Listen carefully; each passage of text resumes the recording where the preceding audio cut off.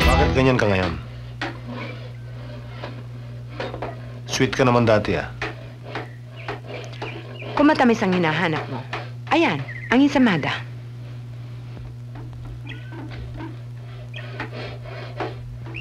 Wala na bang natitira sa dati mong pagmamahal?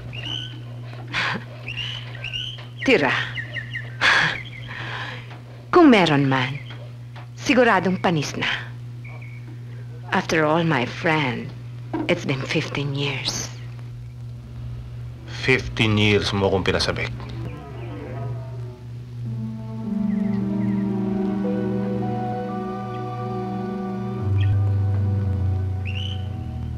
Really, Mayor?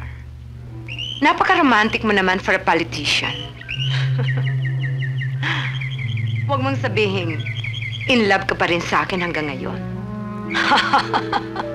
Huwag kang tumawa. Totoo, in love pa ako sa'yo. Eh, bakit mo pinakasalan si Remedios? Bakit mo ako iniwan? Hindi para sa'yo. Andiyan si Hilda. Magbalik ka sa kanya. Inanakan mo siya, hindi ba? Inanakan din kita.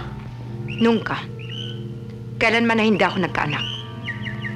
Kailanman na hindi ako nagkagusto sa'yo. Hindi. Bakit pilit ng gobernador na pakasal tayo? Nung mahuli niya tayo sa akto. Kung tutuusin, parang pinikot ninyo ako. Siyang tanungin mo. Pinalalabas mo bang hindi kita nabuntis? At walang nangyari nung ibigay mo sa akin? Mukha ba akong ulol mirasol? Isang animal. Animal? Totoo, tinatanggap ko. Pero mas lalo kang animal. Dahil pumatol ka sa isang tulad ko. Yun lang naman na gusto mo sa akin, di ba? Ang animal sa akin. Bakit? Anong palagay mo sa sarili mo? Anghel sa langit? Magkakailangan ba sa akin? Kung totoong hindi kita nabuntis, saka matagal na wala noon, bago nasunog ang bahay ninyo, naglaglag ka ba? O nagluwal ng bata? Saan? Saan? Piano! Tama! Doon nga dapat ang mga tulad mong anghel, na may buntot at mga sungay. Ano nga palang tawag sa kasalanan ni Satanas? Pride, di ba? Pride! Poor little rich girl. So proud. So proud she fell down to my pusalik.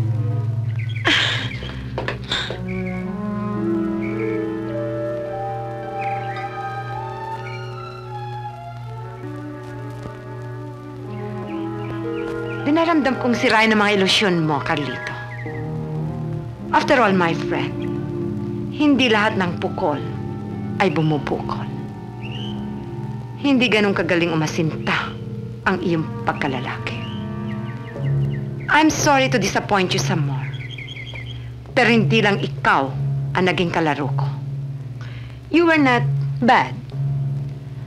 But the sun did not rise and set between your legs. But don't feel bad. Wala akong inibig sa dinami-dami ninyo. Wala akong napili para kasamahin sa buhay o maging ama kaya ng aking magiging anak kung sakali.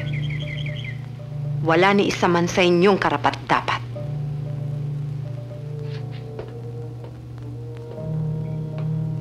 Hindi ako nagtataka. Lahat ng lumigaw sa'yo ay pinaparis mo sa papa mo. Paano mo mahahanap sa akin ang natagpo mo na sa kanya? Tama. Tingnan mo ang sarili mo, halimbawa. Ilang taong ka ng mayor dito.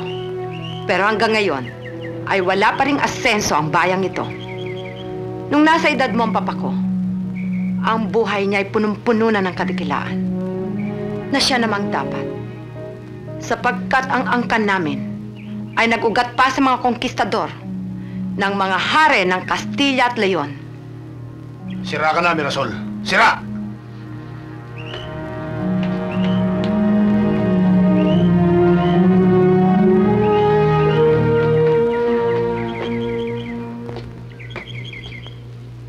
Sinira mo ang kanyang ilusyon.